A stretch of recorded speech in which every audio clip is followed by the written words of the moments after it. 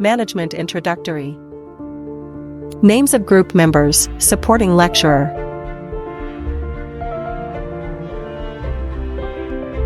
The evolution of management thinking. Management and organization. Studying history is not just about arranging events chronologically, but also about understanding the impact of societal forces on organizations. It helps in achieving strategic thinking, seeing the big picture, and improving conceptual skills. Social forces shape the social contract, which refers to unwritten rules and perceptions about relationships among people and between employees and management. Political forces. Political forces refer to the influence of political and legal institutions on people and organizations. The spread of capitalism throughout the world has dramatically altered the business landscape. Strong anti-American sentiments in many parts of the world create challenges for U.S. companies and managers. Economic forces. Economic forces pertain to the availability, production, and distribution of resources in a society. The growing economic power of less developed countries is one trend.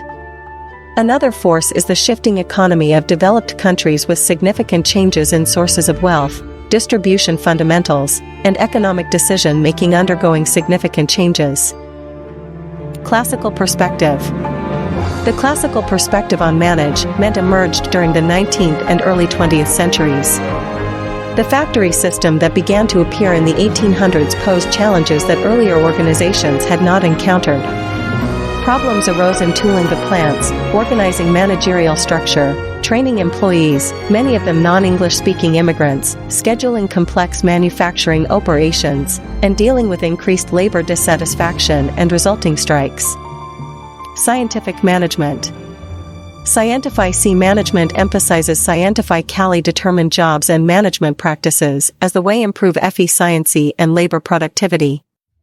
In the late 1800s, a young engineer, Frederick Winslow Taylor, 1856–1915, proposed that workers could be retooled like machines, their physical and mental gears recalibrated for better productivity. Taylor insisted that improving productivity meant that management itself would have to change and, further, that the manner of change could be determined only by scientific study, hence, the label scientific management emerged. Taylor suggested that decisions based on rules of thumb and tradition be replaced with precise procedures developed after careful study of individual situations. Bureaucratic organizations. A systematic approach developed in Europe that looked at the organization as a whole is the bureaucratic organizations approach, a sub-ELD within the classical perspective.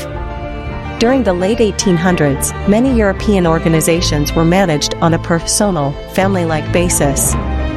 Employees were loyal to a single individual rather than to the organization or its mission. The dysfunctional consequence of this management practice was that resources were used to realize individual desires rather than organizational goals.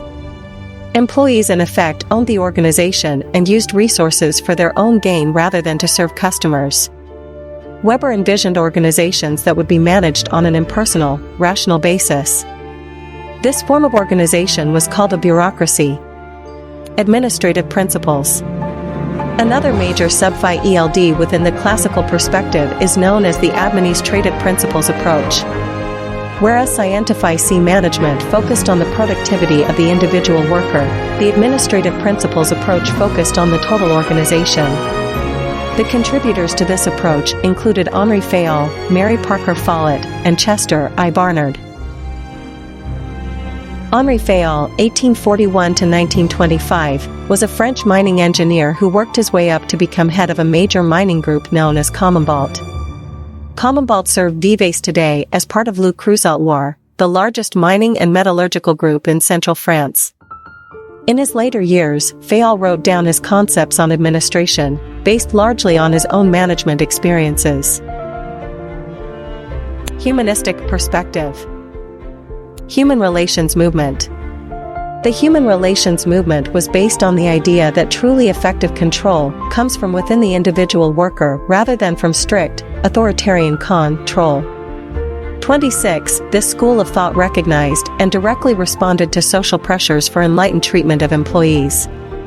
The early work on industrial psychology and personnel selection received little attention because of the prominence of scientific management. Then a series of studies at a Chicago electric company, which came to be known as the Hawthorne Studies, changed all that. Human resources perspective. The human relations movement initially espoused a dairy farm view of management. Contented cows give more milk, so satisfied workers will give more work. Gradually, views with deeper content began to emerge. The human resources perspective maintained an interest in worker participation and considerate leadership, but shifted the emphasis to consider the daily tasks that people perform. The human resources perspective combines prescriptions for design of job tasks with theories of motivation. 34 In the human resources view, jobs should be designed so that tasks are not perceived as dehumanizing or demeaning, but instead allow workers to use their full potential. Two of the best-known contributors to the human resources perspective were Abraham Maslow and Douglas McGregor. Behavioral sciences approach. The behavioral sciences approach uses scientific methods and draws from sociology, psychology, anthropology, economics, and other disciplines to develop theories about human behavior and interaction in an organizational setting. This approach can be seen in practically every organization. When IBM conducts research to determine the best set of tests, interviews, and employee profiles to use when selecting new employees, it is using behavioral science techniques. When Best Buy electronics stores train new managers in the techniques of employee motivation, most of the theories and findings are rooted in behavioral science research. Management science perspective and recent historical trends. Systems theory. A system is a set of interrelated parts that function as a whole to achieve a common purpose. A system functions by acquiring inputs from the external environment, transforming them in some way, and discharging outputs back to the environment. Open systems must interact with the environment to survive, closed systems need not. Synergy means that the whole is greater than the sum of its parts. When an organization is formed, something new comes into the world. Subsystems depend on one another as parts of a system. Changes in one part of the organization affect other parts. The organization must be managed as a coordinated whole.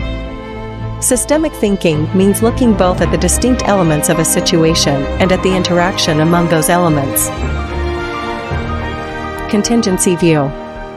A second contemporary extension to management thinking is the contingency view. The classical perspective assumed a universalist view. Management concepts were thought to be universal, that is, whatever work leader style, bureaucratic structure in one organization would work in another.